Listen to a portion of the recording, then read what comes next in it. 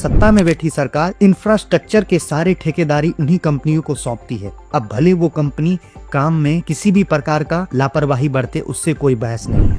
तभी तो पुल ढह जाते हैं, सड़क टूट जाते हैं कुछ ही दिनों में, लेकिन सरकार उस पर नहीं बोलती। क्यों बोलेगी? क्योंकि उन सरकार को चुनाव से पहले यही कंपनी ने पैसे फंड किए थे।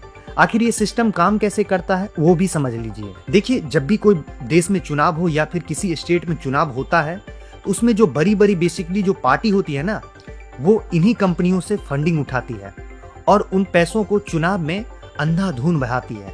उन्हीं पैसे से वोट खरीदे जाते हैं, उन्हीं पैसे से वोटर उनको वोट डालते हैं और वो जब सत्ता में आते हैं तो सत्ता में आते ही सबसे पहला उनका प्रायोरिटी होता है जनता नहीं, बल्कि उन कंपनियों को ठेकेदारी देना जिन्होंने उनको चुनाव से पहले फंड किया था। इसका अगर सबसे अच्छा एग्जाम्पल आपको समझना है तो फिर से मैं कहूँ, ये एडीआर की रिपोर्ट में दिया गया है, जिसमें mega engineering and infrastructure limited नाम की एक कंपनी थी जिन्होंने बीजेपी को 966 करोड़ रुपए का फंड किया था।